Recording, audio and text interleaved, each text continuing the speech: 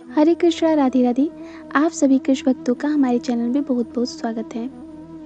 आज की वीडियो में हम जानेंगे कि मीराबाई जी श्री कृष्ण जी को गिरधर ही क्यों बुलाती थी, क्यों मीराबाई जी श्री कृष्ण जी में सशरीर समाहित हो गई। तो इन सब सवालों के जवाब को जानने के लिए हमें जानना होगा कि मीराबाई जी कौन थी। मीराबाई जी द्वापर युग में माधवी नाम की एक गोपी थी, जिनका ब्याह वृंदावन के किसी गोप से हो गया। ब्याह के कुछ सालों बाद जब गौना आने को हुआ तो मीरा जी की माँ ने उन्हें बताया कि वृंदावन में कृष्ण नाम का एक ग्वाला रहता है, जो कि बड़ा ही मायावी है, क्योंकि उसे जो एक बार देख लेता है वो उस पर मुग्ध हो जाता है और अपना सब कुछ उसी पर न्यौछावर कर देता है। इसलिए वृंदावन जाकर वो कृष्ण के दर्शन कभी ना करे। माँ की बात को मानते हुए माधवी जी ने मन ही मन प्रतिज्ञा कर ली कि मैं वृंदावन जाकर कृष्ण के दर्शन नहीं करूंगी और ना ही उसको अपना मुखड़ा दिखाऊंगी। वृंदावन आने पर श्री कृष्ण जी ने जब माधवी से उसका मुख दिखाने के लिए कहा तो उन्होंने साफ इनकार कर दिया।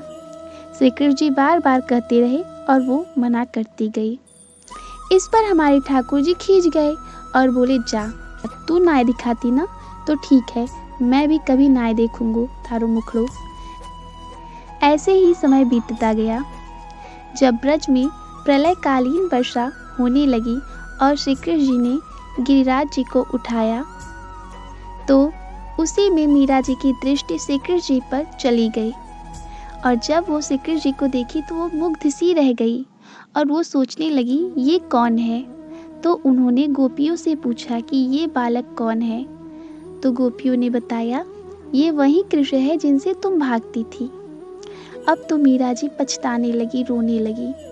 7 दिनों बाद जब श्री कृष्ण जी गोवर्धन को अपने स्थान पर रख कर जाने लगे तो मीरा जी ने कृष्ण जी के चरणों को पकड़ लिया और रोने लगी। बोली, प्रभु हमें क्षमा कर दीजिए, हमसे बहुत बड़ी चूक हो गई, क्षमा कर दीजिए प्रभु, क्षमा कर दीजिए। तो हमारे ठाकुर जी बोले, अब तो कुछ नहीं हो सकता, क्योंकि मैंने भी प्रतिज्ञा कर ली है कि मैं तुझे नहीं देखूंगा और ना ही तुझे अपने नित्य लीला में प्रवेश दे सकता हूँ। तो माधवी जी बोली, प्रभु आप तो कृपा निधान है, सब पर कृपा करते हैं, हम पर भी कृपा कीजिए, हमसे गलती हुई है, हमें क्षमा कीजिए। तो ठाकुर जी को माधवी के ऊपर दया आ गई। तो उन्होंने कहा कि अब तुम्हें कलयुग में दोबारा जन्म लेना पड़ेगा। तो माधवी जी को कलयुग में दोबारा जन्म लेना पड़ा और वो मीराबाई जी के नाम से प्रसिद्ध हुई, क्योंकि मीरा जी ने द्वापर युग में श्री कृष्ण जी के प्रथम दर्शन गोवर्धन लीला के समय की थी। इसलिए मीरा जी अपने हर एक पद में श्री कृष्ण जी को गिरधर ही कहती थी और मीरा जी के शरीर को श्री कृष्ण जी का स्पर्श प्राप्त था। इसलिए मीरा जी सशरीर श्री कृष्ण जी में समाहित हो गई।